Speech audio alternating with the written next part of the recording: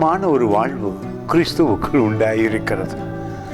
அதிக நேரத்தில் நீங்களே நினைக்கிறீர்கள், எனக்குள் இருக்கிறாரா, பூரணமாய் இருப்பாரா? சந்தேகமே வேண்டாம். மனம் புதிதாக வேண்டும். ஒவ்வொரு நாளும் வேதம் வாசித்து விளக்கம் எடுக்கலாம். பரிசுத்த ஆவியானவர் உங்களுக்குள்ளே தங்கி இருக்கிறார் அல்லவா?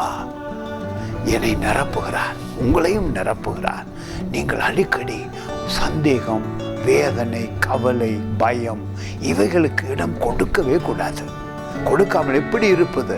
வேதத்தின் மேல் கண்களை வைக்கும் பொழுது இயேசுவையே உங்கள் ஆவியில் பாருங்கள். அவர் உங்களை அதிகம் நேசிக்கிறார். யோவான் எழுதின சுவிசேஷத்தில் முதல் அதிகாரத்தில் 16வது வசனம், அவருடைய பரிபூரணத்தினால் நாம் எல்லாரும் கிருபையின் மேல் கிருபை பெற்றிருக்கிறோம்.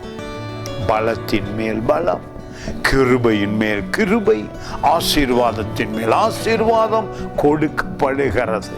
உங்களை நேசிக்கிறவர் அவ்வளவு ஆசீர்வாதங்களையும் கொடுத்திருக்கிறார். இயேசு பூமிக்கு நமக்காகவே வந்தாரே, அந்த அதிசயத்தை உணர முடியுமே. அவருடைய ஆவி நமக்குள் இருக்கிறதே, அவருடைய வல்லமை நமக்குள் இருக்கிறதே, வேதம் சாட்சியாகவும் இருக்கிறதே. பாருங்கள், இவ்வளவு ஆசீர்வாதம் உங்களுக்குள் வைத்துக் கொண்டு தேவனுடைய கிருபையை இன்னும் அனுபவிக்க முடியவில்லையே என்று சொல்லவே வேண்டாம். அவருடைய ஆசீர்வாதமும் அன்பும் சமாதானமும் உங்கள் உள்ளத்திலே தங்கி இருக்கிறது. பயன்படுத்துங்கள், சந்தோஷப்படுங்கள், சமாதானமாயிருங்கள்.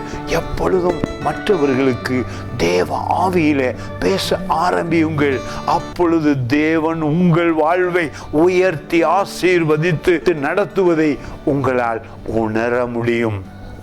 கிருபையின் மேல் கிருபை உங்களுக்கு உண்டாயிருக்கிறது. God bless you.